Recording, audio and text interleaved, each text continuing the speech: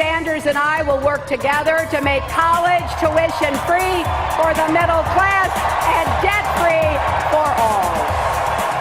Next on Newsmax Prime, the day after for the Dems gives us a chance to hash through Hillary's promises and see if they have any relationship to reality.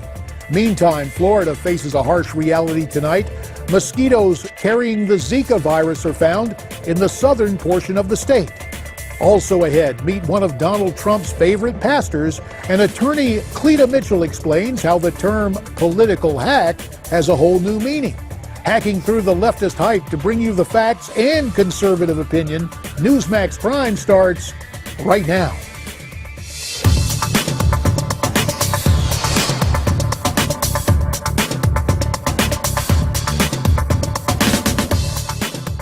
Good evening and welcome to the Friday night edition of Newsmax Prime. I'm J.D. Hayworth. Of prime interest tonight, computer hacks, contagious disease, and a convention's conclusion. We'll consider that final topic first.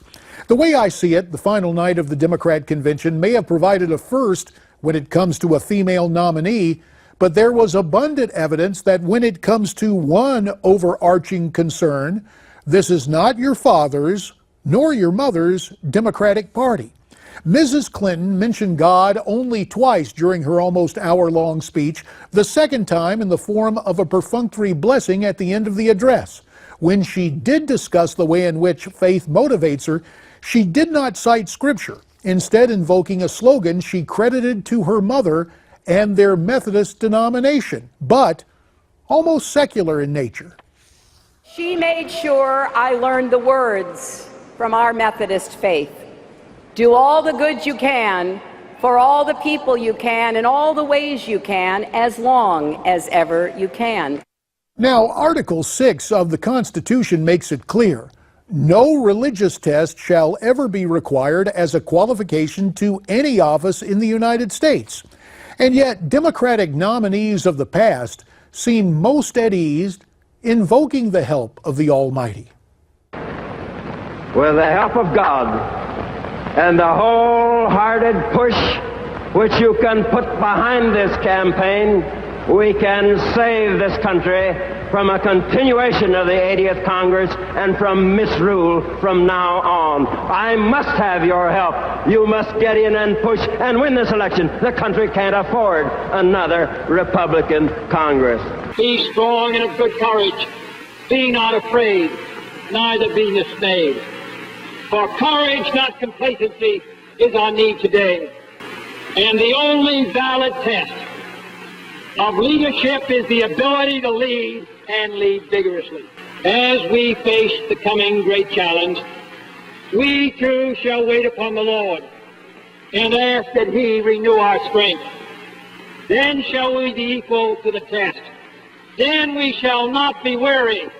Then we shall prevail. Prosperity for most has not brought prosperity to all. Our party and our nation will continue to extend the hand of compassion. So as we conclude our labors,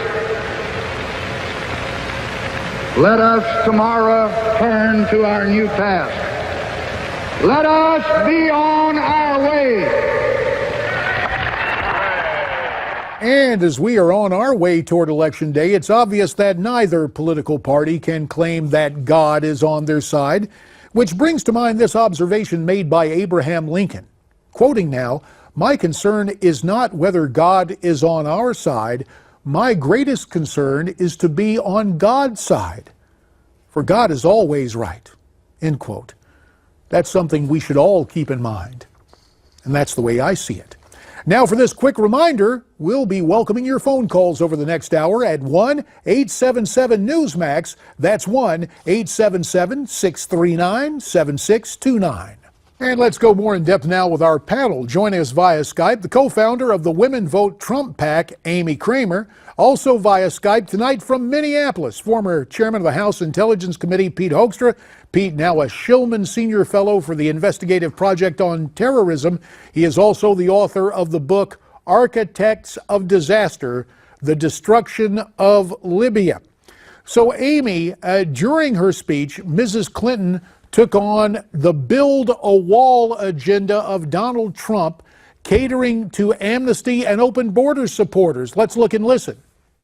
We will not build a wall. Instead, we will build an economy where everyone who wants a good job can get one.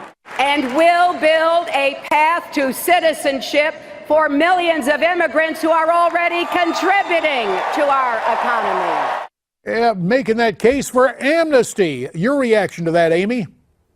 Well, I think it's clearly evident that she's out of touch with the American people. And quite honestly, JD, the entire party, the Democratic Party, is out of touch with the American people. They're presenting her, she's presenting herself as an agent of change, but she actually represents 4 more years of the status quo. And I think that was evident with her hug with Barack Obama a couple nights ago.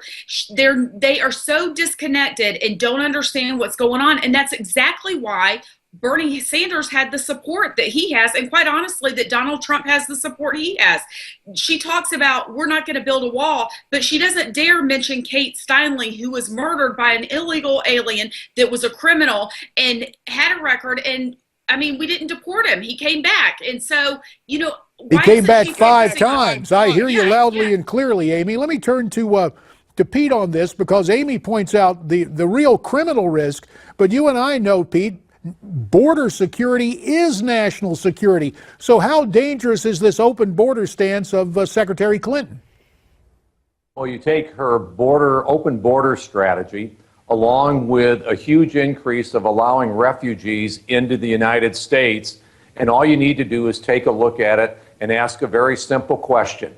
Do we want the United States to look like Europe? Do we want to look like Germany? Do we want to look like France? Take a look at the violence that has racked those countries in the last couple of weeks. It's outrageous. It's scary. Merkel doubled down on it today. She said, we need to continue moving in this direction.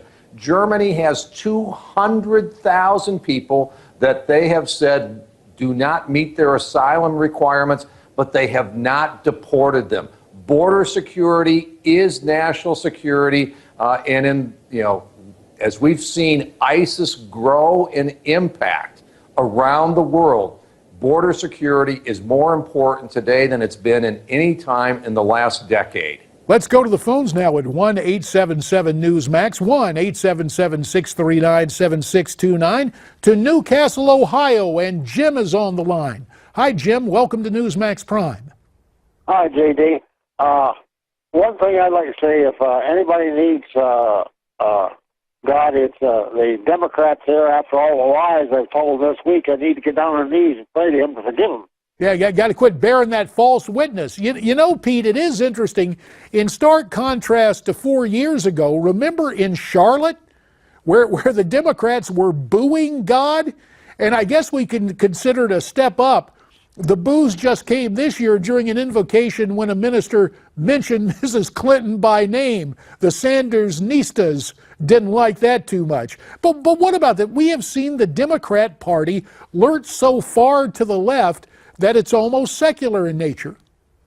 It really is, and some of the stuff that went on this week is really frightening. When you talk about America matters and our values matter. And today we had the tragic shooting again, and we don't know all the details of what happened in San Diego. But when the Democratic Party asked for a moment of silence for the police and law enforcement officers that have so brutally been murdered over the last few weeks, the last couple of months, where they've specifically been targeted, that this party cannot take a minute of silence, a moment of silence to remember our law enforcement personnel. You know that this party has lost its way and is going in directions that are totally out of touch with America and the American public.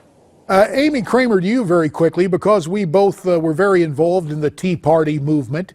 And I'm just curious about the populist, the economic populist who may have spiritual heritage. You mentioned some of the Bernie Sanders folks, not the Sanders-nistas, but others who are frustrated. Does Donald Trump have a chance with them? Absolutely, I think he has a chance. I mean, Bernie Sanders, it was focused on the trade issue, Wall Street corruption, and he wanted free college education and free health care. Look, he is not going to get any of that with Hillary Clinton. At least with Donald Trump is not going to allow the trade agreement to go through, and he's not going to deal with the Wall Street corruption. There's a big article now about the money that's come from hedge funds on Wall Street to Hillary Clinton and then to Donald Trump, and the difference is astronomical. So I think that Bernie Sanders, a lot of their supporters are going to come over to Donald Trump. They may not be saying that to the media. They may go into those ballot boxes and vote quietly and leave and never say a word, and that's fine. But JD, I mean, Donald Trump is the only way forward for this country. We can't afford another 4 years of Barack Obama's administration, and that's exactly what Hillary Clinton stands for. Just about 2 minutes left, Pete. I got to get to this story, and I want your comment on it. The FBI confirming in a statement that it's now investigating a potential hack into some of the computers of Hillary Clinton's campaign. And this comes after a report on our parent website, Newsmax.com, saying that the FBI warned Hillary's campaign that it was the target of a cyber attack 5 months ago, and the campaign declined any help from the FBI. Now, with the minute 30 that remains, what does this tell you about Mrs. Clinton and the way she's running this campaign? Well, clearly what Hillary Clinton and her team, what they don't understand is they don't understand how vulnerable the digital world is. She didn't recognize this when she was Secretary of State and put thousands of emails at risk. The DNC didn't recognize that when they allowed their systems to not have the proper security and to be hacked in. And then when the FBI comes to her campaign and says, hey, you may be hacked and we're here to help you to protect your systems, and they turn it down, she doesn't recognize this. She's been reckless with America's secrets. The DNC has been reckless with their information, and now she demonstrates one more time that she's been reckless with the information that's on her campaign. It's kind of scary that one of these days, she would like to be commander-in-chief. And Amy, last word to you. Was she scared to let the FBI in because they might see something criminal on her computers? 20 seconds, Amy. That's a very good possibility. I mean, it wouldn't surprise me. And how do we know that these hacks aren't from something Hillary Clinton? She sold uranium to the Russians. I mean, look at all the corruption. I mean, people just don't trust her. That's at the end of the day, that's what it comes down to. And she's willing to risk our national security and put Syrian refugees above the safety and security of the American people. She's not going to win. She's just not going to. The American people are smarter than that. Amy Kramer and Pete Hoekstra, to you both, our thanks. And when we come back, we'll talk about the Zika virus in Florida.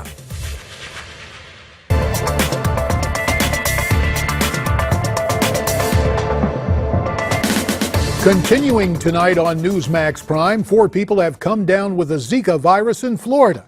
And health officials there say they're probably the first cases contracted within the United States. Miranda Kahn has more.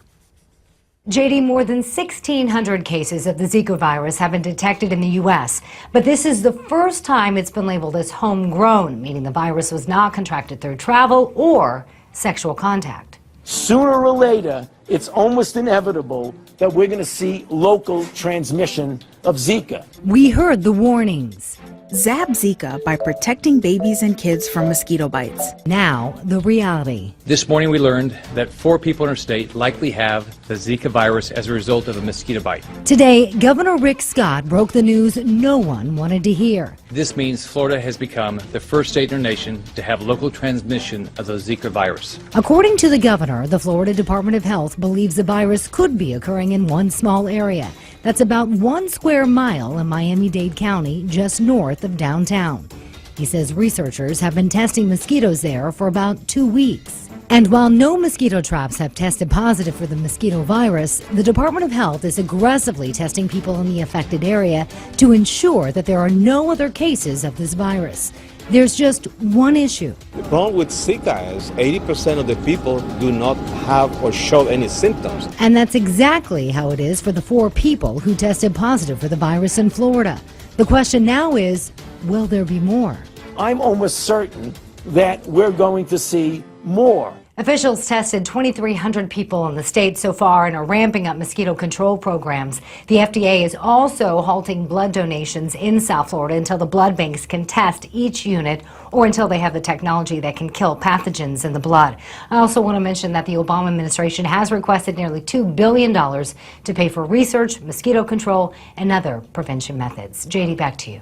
Thanks, Miranda. A reminder, we'll be taking your phone calls during this portion of the program at 1-877-NEWSMAX, 1-877-639-7629. For more on this public health threat, we're pleased to be joined via Skype by the Senior Vice President and Chief Medical Officer of the March of Dimes Foundation, Dr. Edward R.B. McCabe. Dr. McCabe is Skyping in tonight from Westchester County, New York. And Dr. McCabe, we really appreciate your time here on Newsmax Prime. And it's interesting, the reaction worldwide. For example, the Director General of the World Health Organization, Margaret Chan, addressed the growing concern surrounding Zika before the Olympic Games down in Rio. Let's look and listen to what she had to say. We feel that the risk of Zika infection is low for an individual, and it is manageable as long as individuals take, appropriate personal protective measures. So there's the WHO director saying that it's manageable. Do you agree with that assessment vis-a-vis the Olympics? Well, I think the Olympics are an interesting model. We know that Zika is in the area. It is the winter in Brazil. We've taken the position, as well as the CDC, that we don't feel that we should tell Olympic athletes, men or women, that they should or should not go. We really feel that people should be informed and then make their own decisions. And I think that's going to be an important message for the folks in Miami-Dade County as well. Dr. McCabe, we're going to go to the phones nationwide at 1-877-NEWSMAX. Our first call comes from one of America's great cities, San Francisco. And Tom is on the line. Hi, Tom. Hi.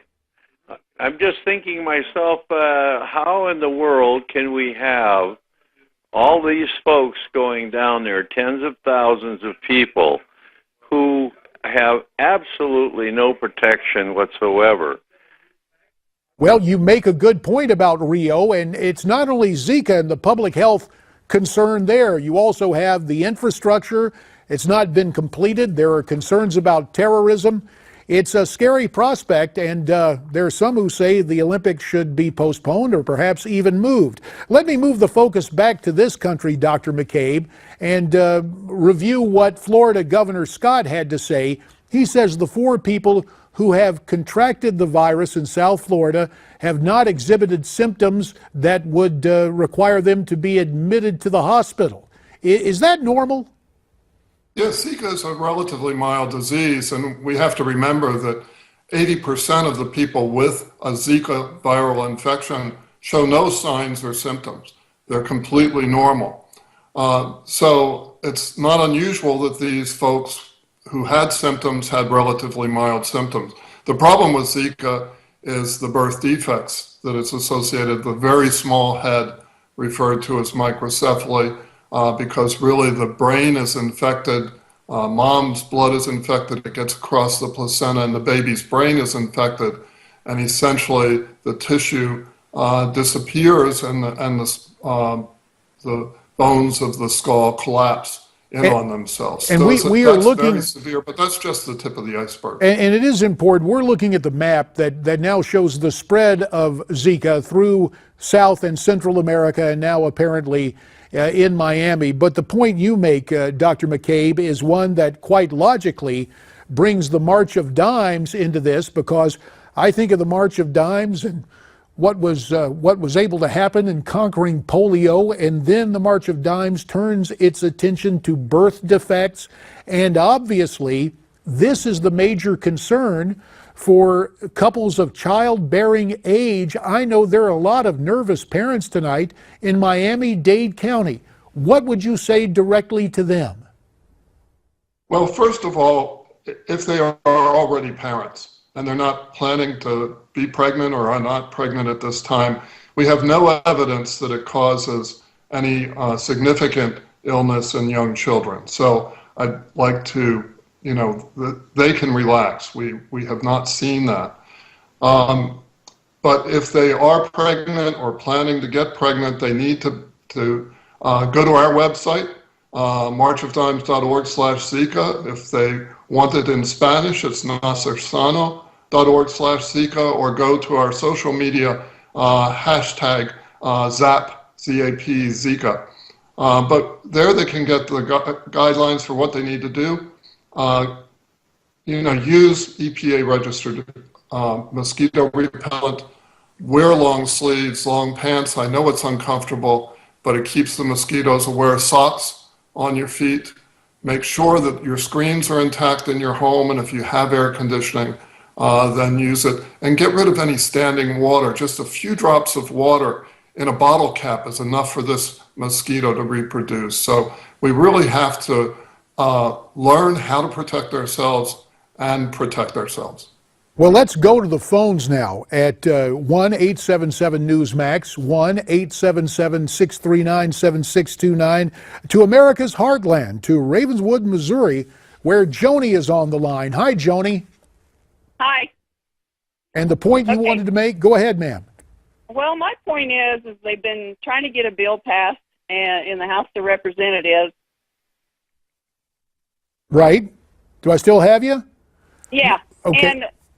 And what it is I'm really sick and tired of the Democrats not getting along with the Republicans just because there's some little amendment stuck on there or something. They need to go back in there when everybody gets back in there, and they need to pass the Republicans' bill to get this done. That's enough money for them to get something done about this Zika. That's how I feel. And we appreciate that sentiment, Joni. And let me just make the point.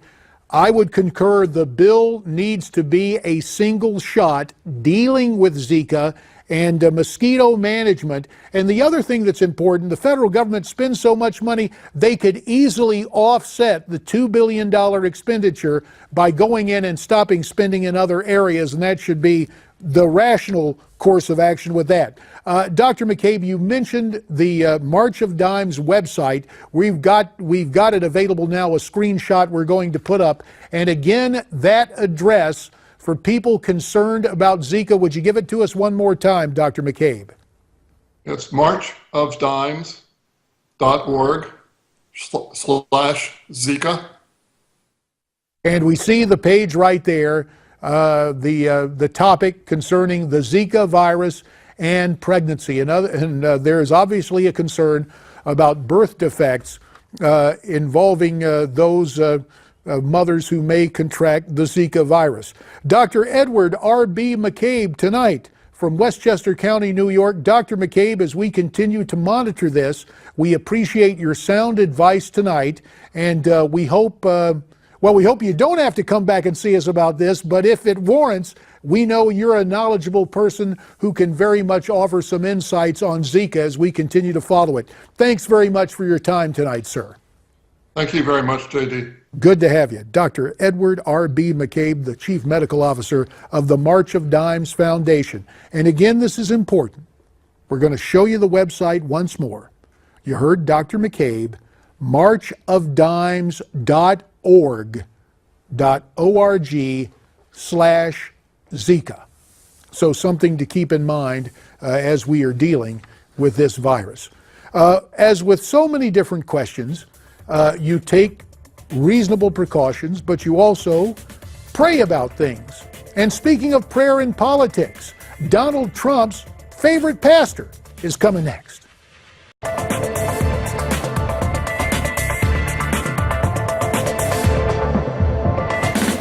And listen, Republicans, it is so important that we come together to defeat Hillary Clinton and those race-baiting Democrats. And those Democrats will do whatever it takes to keep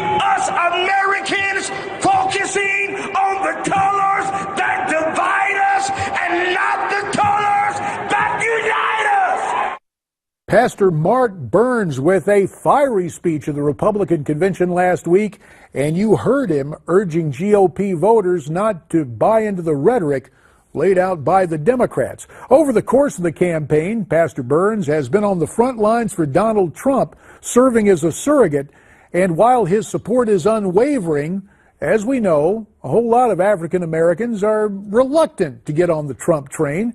And of course, Hillary Clinton continues to make overt appeals. So what does Donald Trump need to do to get more African American voters to rally to his cause? Well, let's ask the good pastor himself, as he is the pastor of the Harvest Praise and Worship Center, Reverend Mark Burns. Pastor Mark, appreciate your time tonight here on Newsmax Prime. Honored to be here, Congressman. Honored to be here. Well, you know, another one of my old pals from Capitol Hill, former Congressman Michael Patrick Flanagan of Chicago, was on our special coverage of the Democrat convention last night. He gave advice to Trump on how to grab some of those disaffected Democrats who are not from Hillary Clinton. It's advice you might agree with. Let's listen to it now. And I would go there and I would talk to the black churches, not the black establishment, the secular establishment that has developed itself over the years, but I would go to the churches, and I would go to the churches in every major city in this country. The Democrats will go apoplectic. They won't know what to do, because I think for the first time in many years, the Republicans have nominated a candidate that has captured their attention enough to listen. And that's all we need to do, is let them listen long enough to say, hey, this is not a bad idea. Pastor Mark, do you agree with what my old pal Mike Flanagan says? Well, you know, I'm going to have to agree with the Congressman. I mean, the black church has always been the steeple within the black communities, you know, since the time of the civil rights movement, which is why one of the reasons the Johnson Amendment is in place to, you know, to muzzle the mouth of the black pastor, the black preacher, to remove their power and authority to persuade and let's stop for a second and let me explain to everybody. You talk about the Johnson Amendment. When Lyndon Baines Johnson was president, he leaned on Congress to change the tax code that would lean on the churches to say there should be no overt political endorsements from the pulpit, or churches might lose their tax-exempt status, correct? Absolutely, right on the nail, and that's what that's what a lot of ministers and pastors across this country we are fighting, and which is one of the reasons why Donald Trump's become our champion. But without question, I believe, and we are actually moving in those directions of connecting what even more black pastors and black leaders. Right now, we have people like a Pastor A.R. Bernard and a Pastor Bishop Harry Jackson, and the list is continuously growing with major black voices within the black church who are congregating with Donald Trump, and they're advising him. There's a 5-point plan that we are going to be releasing here real soon, and it has directly been impacted by black leadership within the black church. So I'm going to say yes, he gave great advice to Mr. Trump.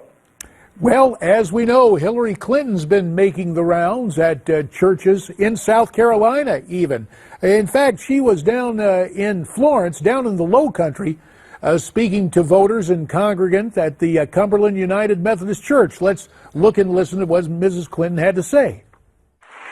And I have a special commitment to the historically black colleges and universities of America. Both public and private, have educated most of the professionals in the African American community, most of the teachers, most of the doctors. My view is we need to make sure they keep doing that. So you hear Hillary, you can't blame her. I mean, politics is the art of addition. She's going out in the churches, but is there anything about the Clinton approach that gives you pause or that merits vocal criticism, such as the type you offered last week in Cleveland? Well, you know, Hillary Clinton and the Democratic Party has, you know, they're really good at pandering after a particular race, and especially within the black communities. You know, it is sad that we as African Americans in this country have been voting Democrat for over 50 years, and the economic growth and economic value of our people is still less than $5,000 in this country. Right now, many African Americans are more moved by emotionalism and not facts. Fact is, Hillary Clinton and her husband, Bill Clinton, created the rule and law that created the mass incarcerations that we're dealing with right now. Even with social profiling, the economic, the net worth of a black family in this country is less than $5,000 right now. All of this has been led by a Democratic Party within the urban cities of this country. Most are led by Democratic politicians. And so, but Hillary Clinton is good at pandering, even with her infamous hot sauce comment. She will do or say whatever she has to say in order to get your vote, but at the same time, continue a third term of President Barack Obama, because we can see even now what he's done with the African American community in his 8 years of his presidency. And so it's very sad that even with having the mothers of the movement at the DNC, I mean, I think that was shameful to have the mothers of the movement, and after the outcry of Republicans and Donald Trump, only then did they decide to add victims of the fallen police officers. But before then, they were not even on the lineup. They were just focusing on the anti-police rhetoric in the DNC, playing on the fears of African Americans in this country,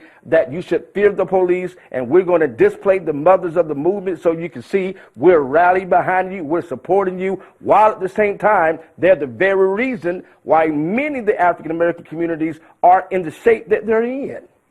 And we heard the chant time and again through the convention hall in Philadelphia, Black Lives Matter. Pastor, based on your interpretation of the scriptures, don't all lives matter? Without question, God is a God of love for all people, whether you're gay, whether you're straight, whether you're rich or poor, whether you're black or white, Hispanic, whatever your race is, God is a God of love. We are all his children. And I think it is anti-American. I think it's divisive to just categorize one particular race. That is not the spirit of Dr. Martin Luther King. He said there's a day we're coming where I would not be judged by the color of my skin, but by the content of my character. That, in other words, my color of my skin is only a small percentage of who I am. I'm really I'm made up of a lot more than just the color of my skin. But now we have raised up this very volatile, very almost violent mindset that is pitting them against us, forcing white people to either to run in fear, or to be confused, or to choose a side. And that's not American. We're weak and divided. Like Abraham Lincoln said, and even the Word of God, a house divided cannot stand. And Congressman, this is a time where we have to begin to unify, and the DNC are doing a great job in making sure blacks stay angry at police, and stay angry at white people, and stay angry at not having enough, and instead of doing and having the laws that's going to raise up our economic value, like better schools, and raise up our economic value, like making sure that fathers are in the home. And speaking of that, as you were laying out the case here, Pastor Mark, as you were laying out the case, I do want to talk to you in about the minute 30 that remains here. Of course, Hillary gives the speech last night that's supposed to be sweetness and light, and, oh, she's the first woman nominee of a major party. Right. One thing about it, Donald Trump doesn't waste time in terms of responding. Here is the video he posted on his Twitter account. Let's watch and listen. You heard the speech. But behind the glitter lies this stark truth. In Hillary Clinton's America, things get worse. Under her dishonest plan, taxes keep rising, terrorism spreads. Washington insiders remain in control.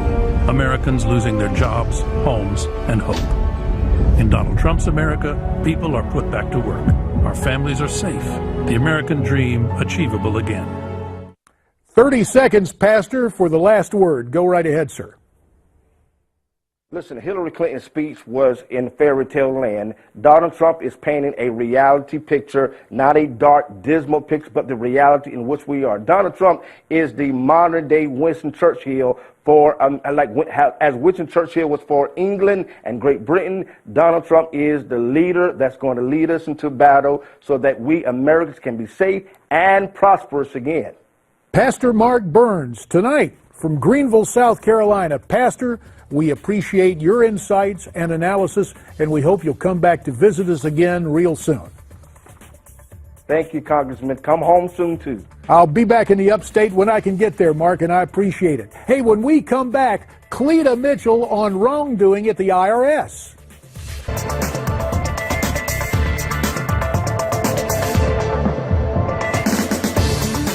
I have not done anything wrong. I have not broken any laws. I have not violated any IRS rules or regulations, and I have not provided false information to this or any other congressional committee. And while I would very much like to answer the committee's questions today, I've been advised by my counsel to assert my constitutional right not to testify or answer questions related to the subject matter. Let's just be honest about the particular witness you just saw from a few months back, and let's adopt this sobriquet for her. She is Lion Lois Lerner. And you know why? Well, the facts are out now. Based upon a new FBI investigation, top Internal Revenue Service officials, including the lady you just saw there in front of a congressional committee, taking the fifth and saying she didn't do anything wrong, Lois Lerner and a lady also with the IRS, Holly Paz, knew about the targeting of conservative groups 2 years before making it known to Congress and the public at large. You see the report there from Judicial Watch. For more on this, we're pleased to be joined via Skype from Pinehurst, North Carolina, by a partner at the Foley & Lardner law firm, Cleta Mitchell. For purposes of full disclosure, Cleta was my political legal counsel during my days in Congress. So, Cleta, if Lois Lerner got up there and lied, shouldn't she be in the slammer? Well, she certainly should have been prosecuted by the FBI. They investigated, and all of these documents just came out by Judicial Watch. These are documents from the FBI investigation. They are and include things known as 302s. Those are the records, the written records of interviews that the FBI conducts with anyone who's interviewed by the FBI. That record is memorialized, and the notes are entered under what is called a 302 form. And what Judicial Watch has done is they sued the IRS and the FBI and DOJ under Freedom of Information Act to obtain all of those records. And what they released yesterday shows definitively that the IRS was targeting conservatives based on their political ideology. And Lois Lerner and her deputy from Washington knew that as early as 2011, and between 2011 and 2012, Lois Lerner and others, the then commissioner of the IRS, the deputy commissioner who became the acting commissioner, Stephen Miller, and Lois Lerner, each and every one of them lied to Congress, lied to congressional staff, lied repeatedly, and denied any targeting. And why the FBI? Here's the question, JD. The FBI has all of this documentation. They knew this. It's in their records, and yet they did not recommend prosecution. It's outrageous. It's truly outrageous. And now, correct me if I'm wrong, that's even before Jim Comey became the director of the FBI, correct? Or about the same timeline? It was about the same time right. that his predecessor was leaving and he was coming in, yes. So basically what we understand, and let's just get past all the flowery language about what a straight shooter Jim Comey is and all that. Oh, yeah, don't even go there. All 6 foot 8 inches of Jim Comey is one long, tall lie. I'll say it because that's the absolute truth. And what this administration has done to the criminal justice system is reminiscent of something in a banana republic or worse. And the worst part of this deal is these guys are going to skate because any U.S. attorney for the District of Columbia is under the thumb of Loretta, let me take straight orders from the White House, Lynch. Nothing's going to happen to these crooks.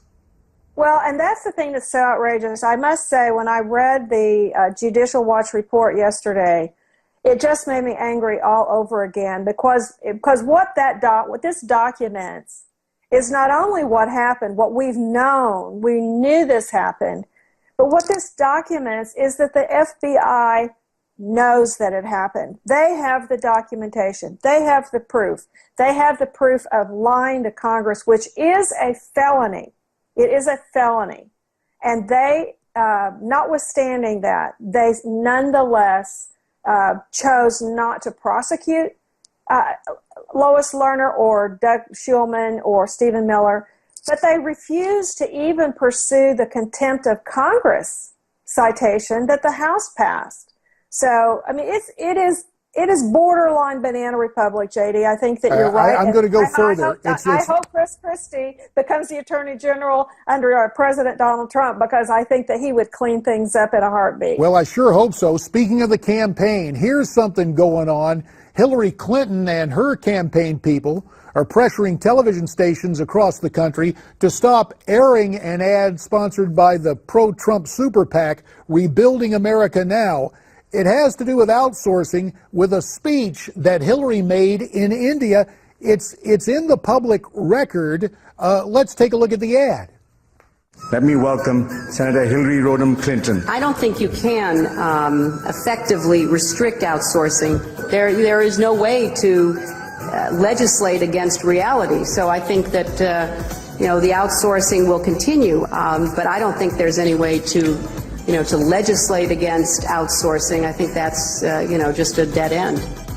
So Hillary and her crowd are trying to lean on television stations to get the ad pulled. Now, again, for purposes of full disclosure, you're representing Rebuilding America Now. Yes. What is your argument, and is there any type of case the Clinton people have on this?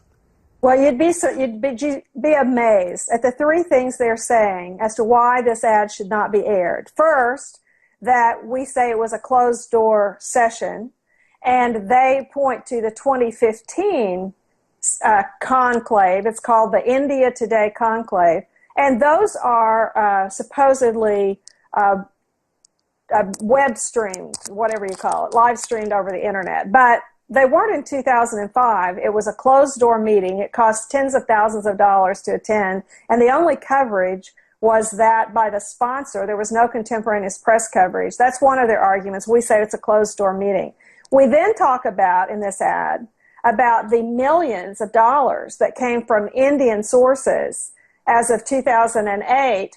And if you can believe this, the Clinton campaign says that we can't prove that they had received these contributions in 2008. Well, we're relying on a New York Times article in December of 2008, which said that as of the time this article was published, millions of dollars have been given to the Clinton Foundation. And the interesting thing is, if they say we can't prove it, well, the Clinton Foundation let them release the exact dates of when the contributions were made. I'm just shocked they won't release it. So we see that going on. Hey, look, before we go, about a minute, got to ask you about, this brings a whole new meaning to the term political hack. What's going on with WikiLeaks and the emails? And, of course, you got the Democrat National Committee. Today we're hearing the Democrat Congressional Campaign Committee, the DCCC, the guys used to come after me, are saying now they're a victim of hacking. The Democrats are claiming it's Russia. I'm just wondering about this. Let's say that people were given money to the DCCC or the DNC using their credit cards, and somebody now has that information. Could the DNC and the DCCC be liable for losing those numbers? 30 seconds. Any vendor can be liable if they don't protect the privacy and the confidentiality of those numbers. So they better be hoping that they have a strong security system, even if it was hacked, they better show that they took all reasonable steps to protect that information, because any entity can be liable. And if it goes there, what about solicited? We know now the DNC was all in for Hillary. That's part of the WikiLeaks stuff. What about this? And very quickly, Bernie people send money to the DNC. The DNC says, hey, we're going to have party building. Could the Democrats be charged with fraud? 10 seconds. The Democrats can always be charged with fraud. Perfect answer. That's right. Cleta Mitchell, tonight from Pinehurst, North Carolina. Thanks for your time. And a good weekend for golf, whether you're playing in Pinehurst or somewhere else. Have a great weekend. Stay brave, stay free, stay tuned.